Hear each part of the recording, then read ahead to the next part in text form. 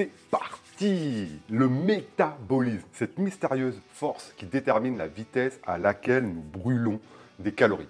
Vous avez l'impression que peu importe ce que vous faites, votre métabolisme refuse de coopérer avec vous? Pas de panique, vous êtes au bon endroit car aujourd'hui nous allons voir 5 façons d'augmenter un métabolisme lent après 40 ans.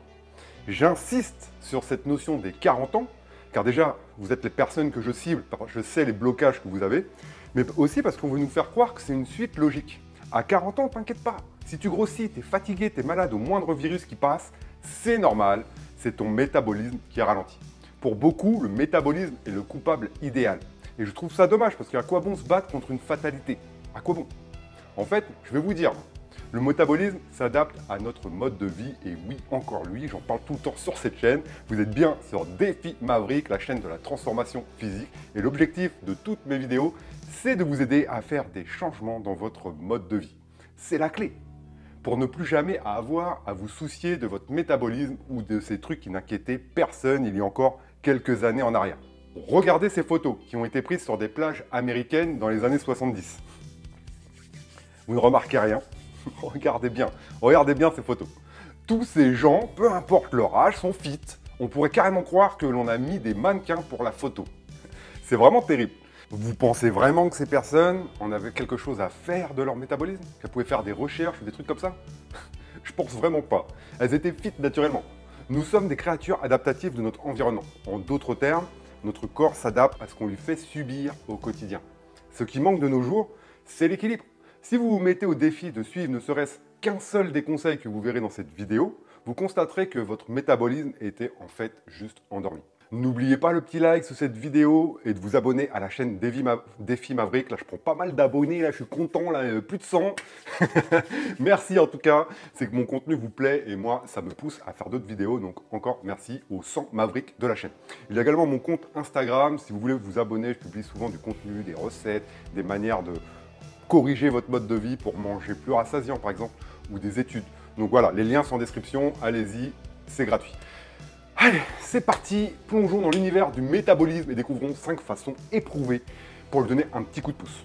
Premièrement, et on est tous tombés dans ce piège, moi le premier, ne tuez pas votre métabolisme avec des régimes.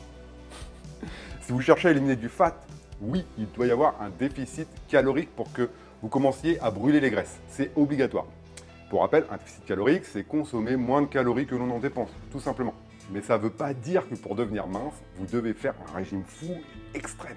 Mon exemple préféré lorsque je parle de ça, c'est l'acteur Joaquin Phoenix. J'avais fait beaucoup de recherches à ce sujet, et si vous avez vu le film Le Joker, sachez que pour le rôle, il a perdu environ 23 kilos en très peu de temps, en mangeant juste des épinards et une pomme par jour. Vous imaginez un peu?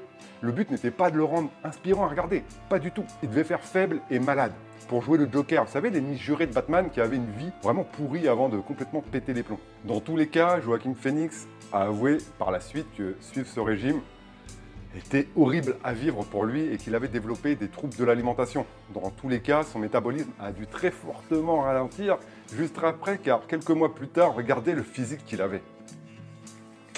C'est terrible. En fait, ce genre de régime est très traumatisant pour le corps et forcément, vous vous exposez à un rebond. Et pour lui, c'était pas un petit rebond. Donc si vous n'êtes pas payé des millions de dollars pour faire ce genre de régime, il faut faire les choses autrement. Lorsque vous êtes en déficit calorique, il faut avoir une vision long terme, regarder loin, vraiment loin. Il ne faut pas regarder ses pieds. Si vous y allez trop fort, votre métabolisme va ralentir et s'adapter et fonctionner finalement au ralenti. Car il n'a pas l'énergie, vous lui avez coupé les vivres. Aucune transformation physique ne s'effectue dans la douleur. Évidemment, nous pouvons ressentir de l'inconfort et une petite faim fait certainement partie du jeu. Mais ça doit rester à ce stade. Pour savoir si vous mangez suffisamment de calories, surveillez simplement votre faim. Voilà. Si vous rêvez de nourriture, que vous êtes dans des pavés de donuts à plonger dedans, ou si vous imaginez constamment croquer dans une cuisse de poulet bien juteuse, c'est probablement que votre déficit est trop hard. Comprenez bien ce que je dis, c'est un moment très important de la vidéo. Vous ne devez pas constamment avoir faim, ce n'est pas tenable sur la durée. Nous, on est des mavericks, on vise la continuité avec une vision long terme. Gardez toujours ça à l'esprit. Vous ne devriez pas avoir l'impression de mener une bataille physique et une mentale vraiment épuisante pour devenir mince. C'est d'autant plus vrai si votre objectif c'est de le rester. Sinon, regardez Joaquin Phoenix et le rebond qu'il a fait. La deuxième façon d'augmenter un métabolisme lent, c'est de ne pas vous épuiser avec du cardio. Il y a largement plus efficace pour le métabolisme. La croyance générale est que le cardio à haute intensité est le meilleur moyen d'augmenter son métabolisme et de perdre de la masse grasse. La première chose qu'on fait lorsqu'on perd du gras, c'est d'aller courir. En réalité, c'est la masse musculaire, d'accord, qui augmente le métabolisme. Et devenir plus fort est le meilleur moyen de brûler du gras. Votre corps a besoin d'un signal puissant pour brûler les graisses. Se contenter de juste brûler des calories, ça ne suffira pas. En faisant du cardio, comme entraînement principal, vous perdez beaucoup d'eau. Donc c'est sûr, quand vous rentrez, vous vous pesez, vous avez perdu, mais beaucoup d'eau. Du glycogène aussi qui se trouve dans les muscles. Et en dernier lieu, vous perdez du gras. En fait, vos muscles ne pourront tout simplement pas se développer. Il faut bien comprendre que le cardio et l'endurance, c'est antagoniste à la musculation et à la force. L'entraînement idéal doit être basé à devenir plus fort afin de maintenir les muscles et de garantir que tout le poids que vous perdez dans votre corps, c'est bien de la graisse. D'accord ? Incorporez de la musculation dans votre routine 2 à 3 fois par semaine, mais même une fois, c'est toujours mieux que 0. D'accord ? Si vous avez le temps de une, faites 1 et vous améliorez par la suite. Vous pouvez faire ça à la maison ou dans une salle de musculation, c'est comme vous voulez. Le principal, c'est de commencer, de mettre le doigt dans l'engrenage. Mais il vous faut une routine qui sollicite vos muscles. Vous devez solliciter vos muscles. Après, le cardio, c'est toujours bon pour notre système cardiovasculaire. D'accord ? Mais vous ne pouvez pas tout faire en même temps. Commencez par une routine de musculation, vous verrez comment incorporer du cardio par la suite quand vous aurez assimilé votre nouvelle routine. Si durant votre temps libre, vous voulez faire une autre activité, allez-y. Mais elle ne doit pas remplacer votre entraînement principal pour votre transformation physique qui est la musculation. La troisième façon d'augmenter un métabolisme lent, c'est de consommer suffisamment de protéines. Elle joue un rôle crucial dans la réparation, la croissance musculaire, mais aussi dans toutes les fonctions régénératrices du corps. C'est les protéines qui régénèrent votre corps. Mais savez-vous que votre corps travaille plus dur pour digérer les protéines que les glucides ou les graisses ? Ce processus s'appelle l'effet thermogénique des aliments. C'est l'énergie que votre corps brûle pour digérer. Pour vous donner un exemple, manger un steak vous fera consommer plus d'énergie et aura un effet thermogénique plus puissant que de consommer des pâtes, par exemple. En plus, en parlant des protéines, c'est que c'est ce qu'il y a de plus rassasiant dans tout ce que vous pouvez manger dans votre alimentation. Si vous mangez plus de protéines, vous aurez moins faim durant votre journée et donc ça favorisera la perte de poids.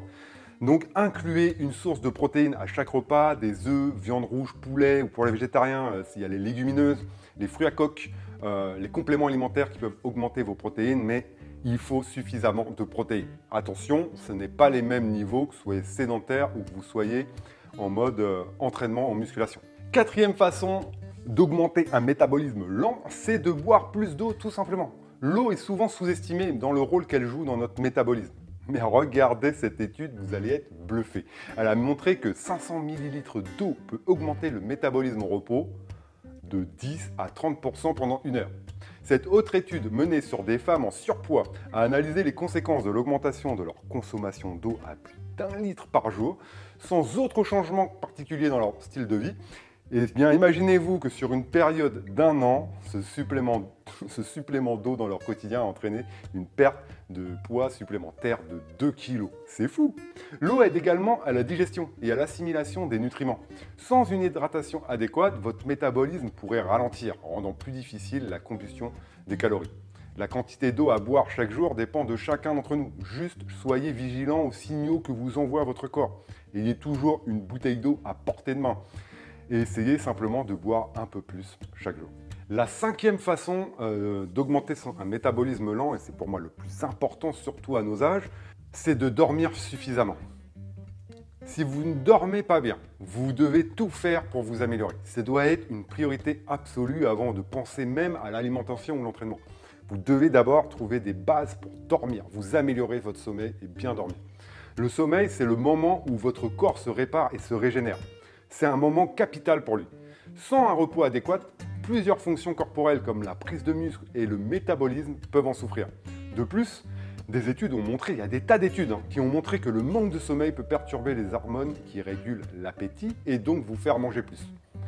Trop de gens sacrifient leur sommeil pour pouvoir travailler plus ou faire plus d'entraînement, regarder la télévision ou leur téléphone. Mais malheureusement, c'est vraiment aux dépens de leur santé physique et morale. Bien sûr, dans un monde parfait, vous n'êtes pas réveillé la nuit par les enfants, essayez de donner la priorité à votre sommeil et de dormir au moins 7 heures par nuit. Si vous n'arrivez pas, essayez ces quelques conseils. Alors, le premier que je pourrais vous donner, c'est que dès que la fatigue vient le soir, ne luttez pas. C'est le signal que vous envoie votre corps pour aller vous coucher. Un autre conseil, c'est si vous suivez la deuxième façon d'augmenter un métabolisme lent et que vous mettez en place une routine d'entraînement, vous serez certainement plus fatigué le soir pour trouver le sommeil. Par contre, attention, les séances d'entraînement intenses en fin de soirée auront un effet inverse et pourraient vous exciter et du coup avoir plus de mal à dormir. Mon troisième conseil, c'est de créer l'environnement parfait pour dormir comme un bébé. Essayez de garder votre chambre fraîche, je dirais en dessous de 20 degrés, et faites le noir complet, car le soleil, c'est un signal qu'on reçoit pour nous réveiller.